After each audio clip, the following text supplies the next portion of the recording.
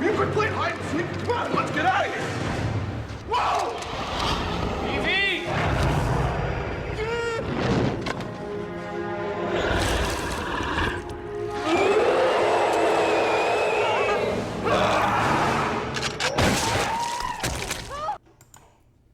To quote the great Bruce Campbell, good, bad, I'm the guy with the shotgun.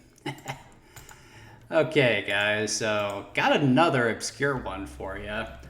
So, the 32-bit era was really when first-person shooters started to make their way to consoles. For the longest time, they were primarily a PC thing because consoles just weren't powerful enough to handle the detailed graphics that were typically required of an FPS game. Now, it's not to say that there weren't attempts to bring certain FPS games to, stuff like the NES or SNES, but most of the time it didn't do too well. The N64 and PlayStation was where you started to get quality ports of stuff like Doom, Duke Nukem, and Quake, as well as some great original FPS games like Medal of Honor and GoldenEye.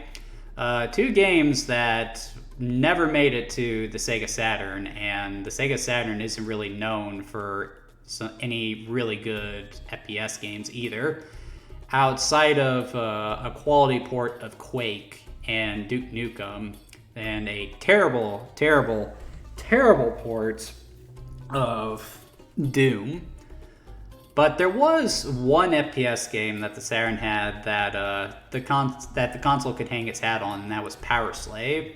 Now, looking at this game, you might be forgiven for thinking that it's just Doom with a Arabian setting, not Arabian setting, an Egyptian setting.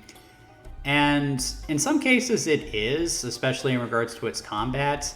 But believe it or not, this game is a bit more complex than that.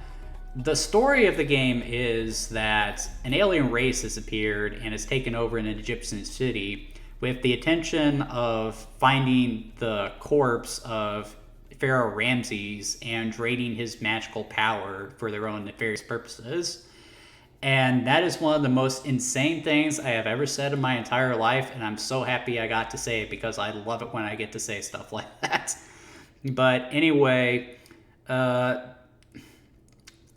that's crazy enough as is, and the whole style of the game is great too. I played that clip from The Mummy because that's the first thing that comes to mind.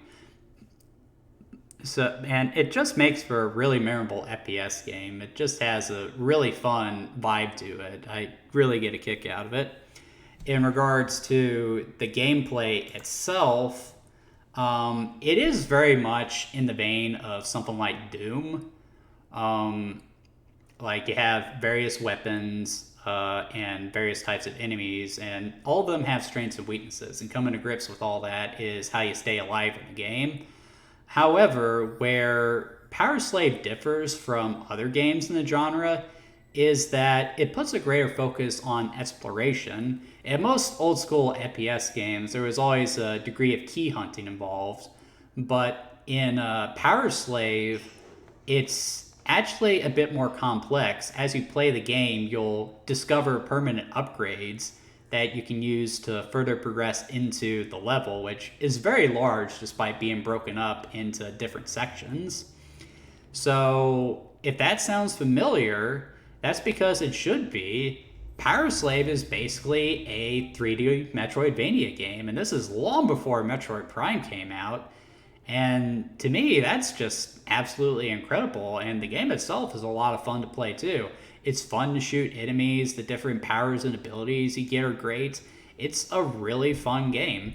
And while you can also play this game on the PlayStation, considering that the Saturn didn't really have any other exclusive FPS games to its name, I felt the need to cover Powerslave here just, because it's such a noteworthy gem on the console, and a lot of people do think of the Sega Saturn when they think of this game. It was also available on the PC, but that version discarded a lot of the exploration elements of the game and was more or less just a straight Doom clone. And what's interesting about that is when they brought the game back, a couple years back with Powerslave Exhumed being taken from an alternate title of the game. They decided to combine the two games together, so it has the exploration elements of the previous game, but there's also a greater focus on combat as well. So that's also the version of the game I recommend because of how much cleaner the graphics are and the fact that you can play with a modern control scheme. Playing a first-person shooter with this is really tricky.